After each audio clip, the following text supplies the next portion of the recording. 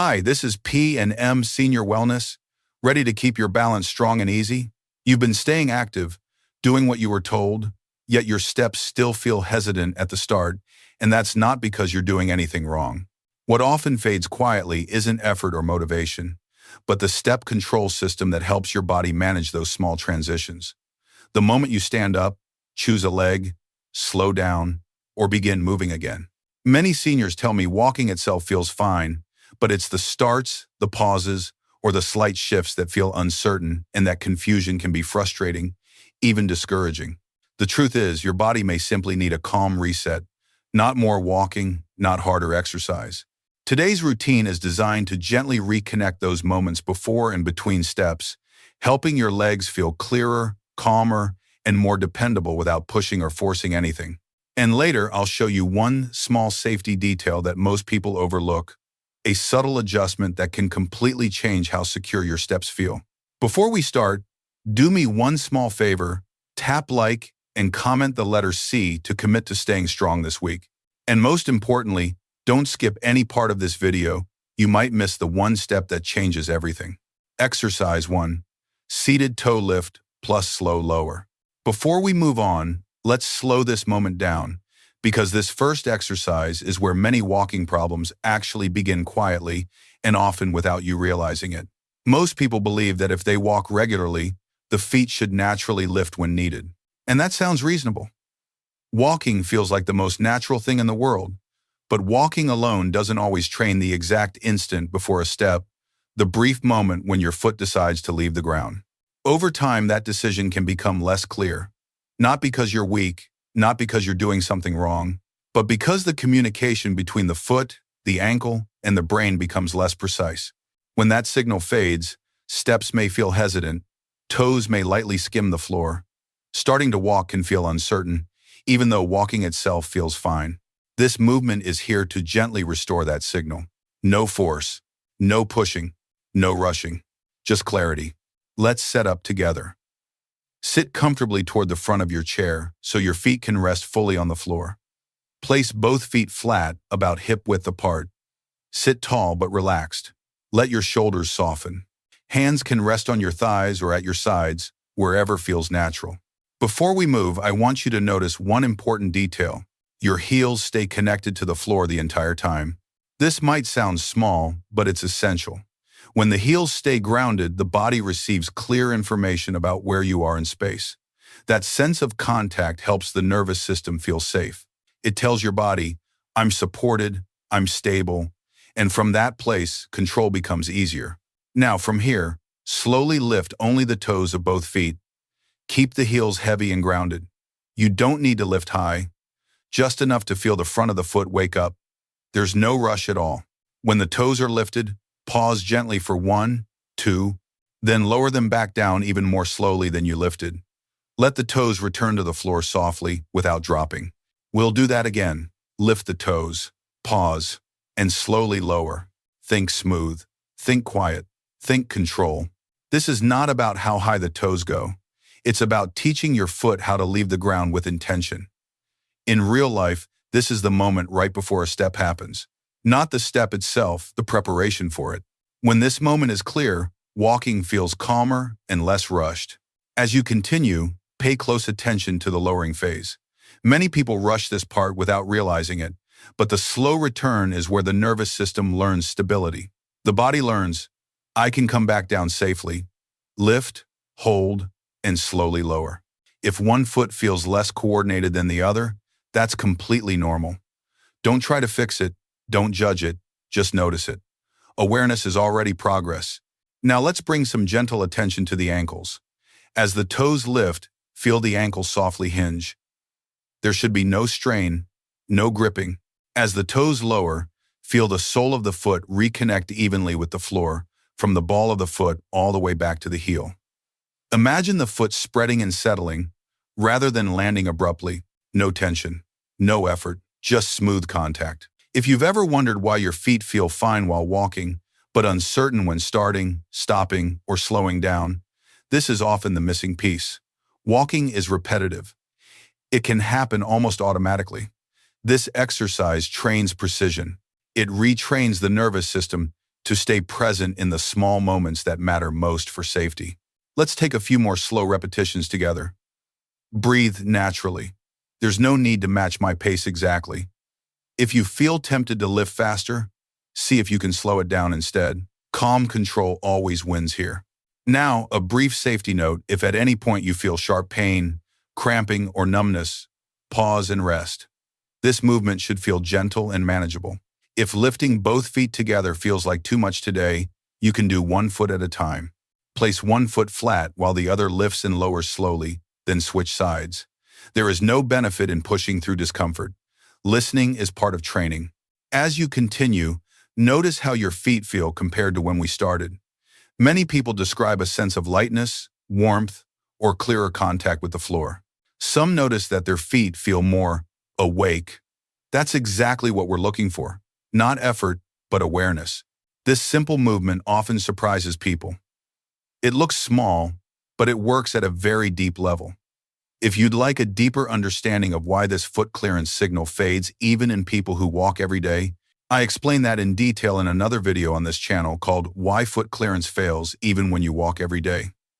It connects directly to what we're doing right now and helps explain why walking alone isn't always enough.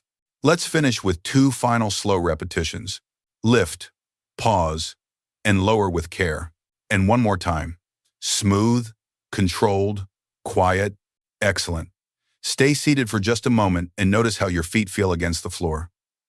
That awareness matters, because now that the foot knows how to leave the ground clearly, the body is ready for the next decision, learning which leg it can trust to support you when you begin to stand or take a step. Exercise 2, standing weight shift plus heel lift. Now that the foot understands how to leave the ground clearly, the next question your body must answer is simple, but deeply important. Which leg is going to support you? This question is asked many times every day, often without you noticing. Before you take a step, before you turn, before you reach for something nearby. And interestingly, most moments of imbalance don't happen while we're already walking. They happen just before that, in the quiet transition, when the body is deciding where to place its weight. That decision isn't made by strength. It's made by timing, by clarity, and by trust.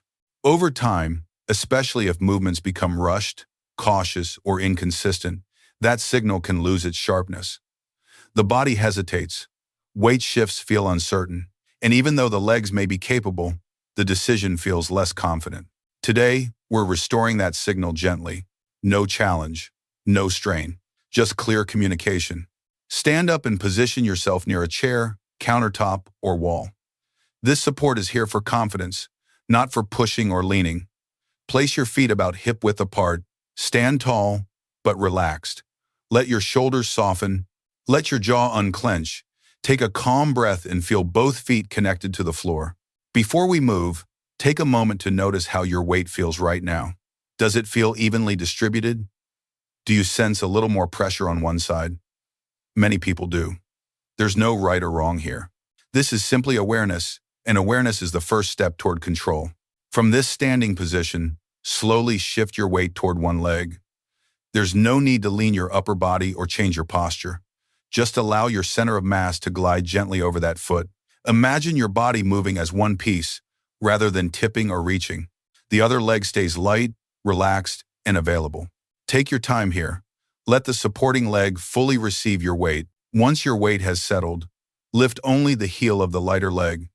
The toes stay in contact with the floor the entire time. This detail matters more than it seems. Keeping the toes down gives the body a sense of direction and safety. It says, "I'm not stepping yet, I'm just preparing." Hold that position briefly. Then lower the heel back down slowly and quietly. Let's do that again. Shift the weight. Feel the supporting leg receive you. Lift the heel of the other foot. Pause. And slowly lower.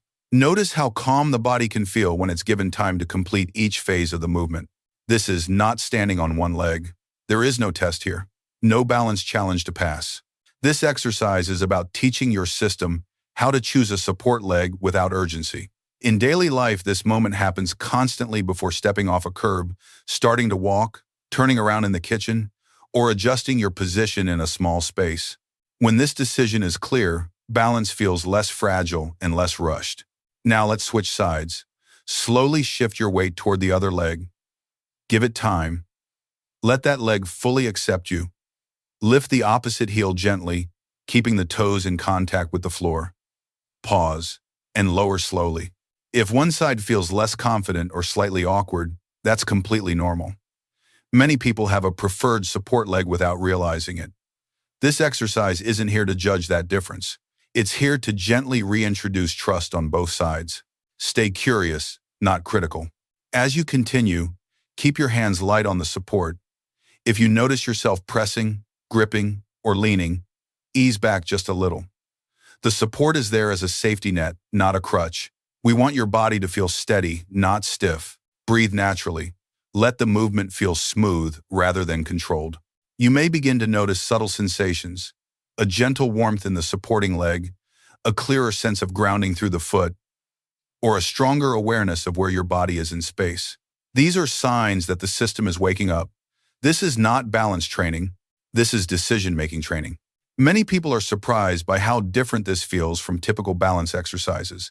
That's because we're not asking the body to hold on.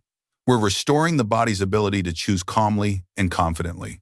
If you'd like a deeper explanation of why this moment matters so much, I talk about it in another video on this channel called The Hidden Moment When Balance is Actually Lost. It connects closely with what you're experiencing right now. Let's take a few more repetitions at your own pace. Shift the weight, lift the heel, lower with care. See if the movement feels a little smoother than when you started.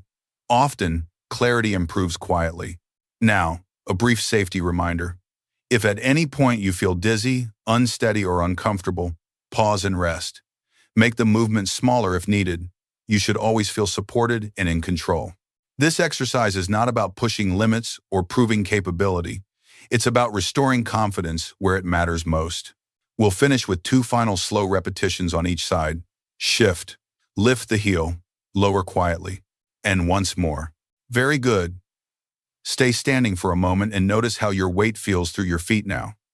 Many people feel more evenly grounded or less hesitant about shifting side to side.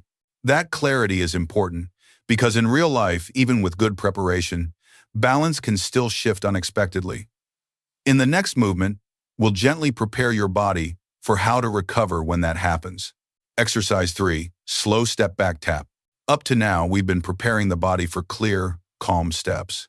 We've taught the foot how to leave the ground with intention. We've helped the body choose a support leg without rushing. But real life doesn't always move forward neatly. Sometimes we pause. Sometimes we misjudge a step. Sometimes balance shifts unexpectedly. In those moments, what matters most is not speed or strength. It's how calmly your body knows how to recover. This exercise is here to train that response gently, without pressure, so your system doesn't freeze, panic, or rush when something unexpected happens. Stand tall near a chair, countertop, or wall. This support is here for reassurance, not to lean on. Place your feet about hip-width apart. Let your arms rest naturally, eyes looking forward. Before you move, take a calm breath and feel your weight settle evenly through both feet. Notice the contact with the floor. We're not in a hurry. From here, choose one foot and slowly step it slightly back. This is a small movement. There's no need to reach far. Let only the toes of that foot touch the floor behind you. Keep most of your weight on the front leg. The back foot is simply checking the space, nothing more. Once the toes touch, pause briefly. Then return the foot to its starting position, just as slowly and quietly as you step back. That's 1 repetition. Smooth, quiet, controlled. Let's do it again. Step back lightly, toes touch, pause, and return with care. Notice how steady your body can remain when nothing is rushed. Notice how the movement feels when you trust that you have time. This exercise teaches the body something very important. If balance shifts, you don't need to react fast to be safe. You need clarity. Over time, many people develop a habit of overcorrecting, stepping too far, too fast, or tensing the upper body. This movement gently retrains your system to respond without urgency. Now let's switch sides. Step the other foot slightly back. Toes only. Keep your chest upright and your gaze forward. There's no leaning backward, no pushing off the front leg. Let the movement stay small and contained, then return slowly. If one side feels more awkward or hesitant, that's normal. This exercise often reveals differences we don't notice while walking forward. Stay curious. There's nothing to fix right now. Just give your body repeated, calm experiences of recovery. As you continue, imagine everyday situations. Stepping back from the kitchen counter, adjusting your position in a crowded room, catching yourself after a small misstep on the sidewalk. These moments don't require big movements, they require composure. That's what you're training here. Let's take a few more repetitions on each side. Move slowly. Breathe naturally. Allow the body to stay relaxed even as the legs move. If you notice tension in the shoulders or neck, soften them. Recovery starts with calm, not stiffness. A brief safety reminder here. If you feel unsteady at any point, make the step smaller. Keep one hand lightly on your support if needed. You should never feel rushed, strained, or pressured. This is not about challenge or endurance. It's about preparedness and confidence. You may notice that after a few repetitions, the movement feels more familiar. The pause becomes easier. The return feels smoother. That's your nervous system learning that it can manage change without panic. Let's finish with 2 final slow repetitions. Step back gently, toes touch, pause, and return. One more time. Quiet and controlled. Excellent. Now stand still for a moment. Feel your feet on the floor. Notice how grounded you feel through your legs. These 3 movements together work as a system, clearing the foot, choosing support, and recovering safely when balance shifts. This is not about exercising harder. It's about moving through daily life with calm control. Take this feeling with you as we move into the final part, where we'll connect these movements back to everyday walking and help you carry this sense of steadiness beyond today. Thank you for watching this routine. Before you go, tell me in the comments what moment today helped you feel calmer or more confident about your steps. Remember, the biggest safety mistake isn't moving slowly, it's rushing the moments between movements, when the body hasn't finished deciding where it feels supported. When you give yourself that extra pause, your balance has time to respond. Keep practicing with patience, not pressure. These small, careful habits are how independence is protected over time. Be kind to your body. Return to this routine when you need it, and trust that steady progress often feels quiet. You're doing something meaningful for your quality of life, one calm step at a time.